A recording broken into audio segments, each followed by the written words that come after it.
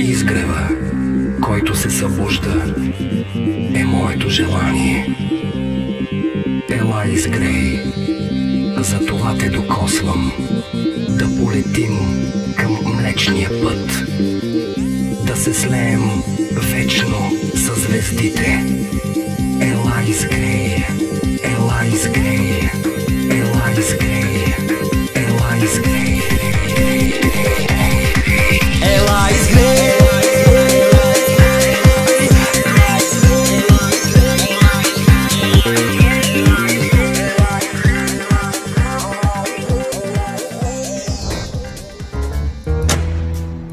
Господин президент, защо променихте мнението си? Вие на няколко пъти отказахте на Възраждане да направите референдум по въпросите, свързани с приемането на еврото, с мотива, че това е въпрос ратифициран в международен договор. Защо сега променихте мнението? Го определихте като невъзможно.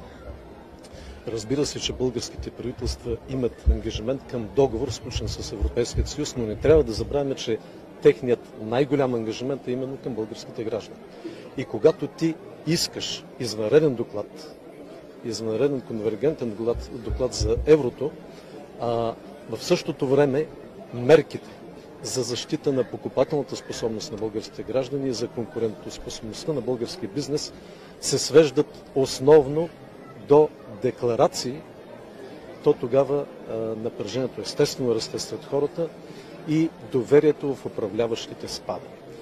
В такъв момент е най-добре и самите управляващи, които претендират, че с въвеждането на еврото защитават интересите на българските граждани, да потърсят тяхната подкрепа. А защо те се страхуват да го направят, това е друг въпрос. Убедиха ли, че е противоконституционен, обаче решението ви е противоконституционно според тази част от юристите? Ако си спомняте, Конституционният съд разгледа друг въпрос с друго съдържание и формулировка. И аз в мой референдум не казвам за или против еврото, а единствено искам хората да се произнесат за готовността и за времевата рамка. И това не могат да го правят само шепа политици и Европейската комисия. Тук трябва да се чуе българският народ. Всичко останало е от лукавие. Конституционно недопустим въпрос, така го определи и съветникът ви по правни въпроси. Защо? И вие очаквахте ли така реакция от господин Зарков? Аз съм обсъждал този въпрос с господин Зарков, знам неговото мнение, но вижте, не бива да подменяме големият стратегически залог с индивидуалната драма. Това наистина е изключително важен въпрос, смяната на националната валута. И той заслужава дебат, истински мерки и референдум. Защо сега обаче един месец преди конвергентния доклад? Не трябваше ли по-рано да се случи това нещо? Аз ви обясних преди малко. Когато искаш извънреден конвергентен доклад, но не си предприел необходимите мерки, а те са само под формата на декларации и пожелания, естествено да има напрежение. Вие не усещате ли това напрежение сред хората? И изходът, референдумът е именно изход, когато институции с критично ниска легитимност вземат решение по стратегически въпроси за общото ни бъдеще. Референдумът е изход чрез постигане на консенсус. А такъв консенсус се ражда в... ГЕРБ ви обвиниха преди малко, че търсите политически дивиденти след като излезете от институцията. Да. Не ви разбрах още веднъж. Според премиера Желязков изграждате своя бъдещ проект политически на гърба на бъдещето на българските граждани. Това е написал той. Вчера аз предложих референдум, а не партия. Нека да се слушаме повече кой какво говори. Обаче политически дивиденти, както твърдят ГЕРБ. Не, търся консенсус в българското общество, търся снижаване на напрежението, което съществува по този въпрос и ако управляващите наистина го разбират, би следвало те да потърсят подкрепа на българските граждани, за да имат наистина опора в тази ситуация. И аз разчитам на всички демократични сили, защото ако са истински демократи, те следва да уважават най-силният инструмент на демокрацията.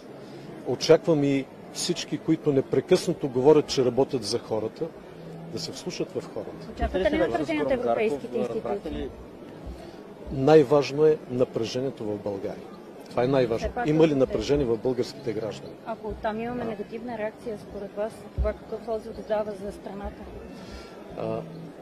Нашите управляващи трябва да усвоят преди всичко проблемите и претенциите на своите граждани, интересите на своите граждани.